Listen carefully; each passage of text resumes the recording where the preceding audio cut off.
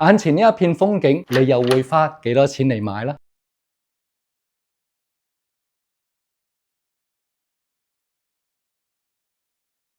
嗱，而家我哋嚟到旗江河對面，就係而家中山最具爭議性嘅一個樓盤利高廣場。網傳中山人足足等咗18年嘅地王，佢位於我哋嘅西區富華道，中山嘅黃金地段。不過講緊都係30幾年前嘅事啦。而且利高同樣屬於10年前嘅產物，07年到而家2025年，都終於算係等到出頭日啦。嗱，睇到而家呢一度整體嘅佈局咧，都係一個經濟上行年代嘅產物嘅啦。咁而家我哋望到後面咧，呢一種夾心型嘅停車場，呢一度總共有4層，呢一種雙住一體嘅產品，而家喺中山基本上就已經係見唔到噶啦。呢一種產品喺嗰個年代又真係好盛行嘅。嗱，亦都同大家科普一下，而家現時樓盤嘅佈局，一般我哋都係做到商住分流、人車分流。簡單嚟講，就係將商業區同埋住宅區分開，而商場咧就會以我哋嘅周邊配套喺住宅附近存在嘅。雖然傳聞我哋已經有18年嘅利高廣場，其實佢實際咧建築好都唔會超過10年。咁我哋睇到而家呢個外立面，其實都係仲係好新嘅形式，一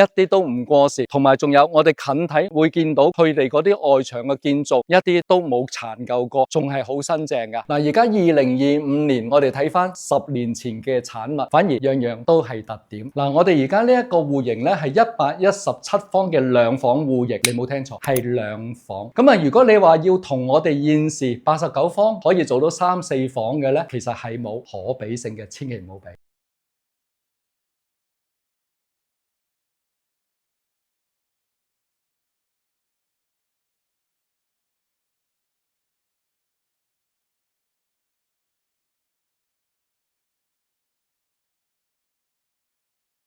嗱，相對而家189平方大面積嚟講，主人房相信個空間感應該會更加大。所以大家喺睇呢一套房嘅時間，千祈唔好成日俾個189、179呢啲咁嘅數字困擾咗。睇下究竟你覺得佢實唔實用，啱啱自己使就 OK 啦。嗱，講到窗外嘅景觀，相信大家都唔會陌生㗎啦。喺我身後呢一個係我哋嘅摩天輪同埋我哋嘅興中廣場，我哋成個石岐嘅市中心，我哋呢度都已經可以望晒啦，所以當時稱之為地王呢一個含金量喺10年之後嘅今日，喺呢片景觀上邊全部值翻晒價錢。眼前呢一片風景，你又會花幾多錢嚟買呢？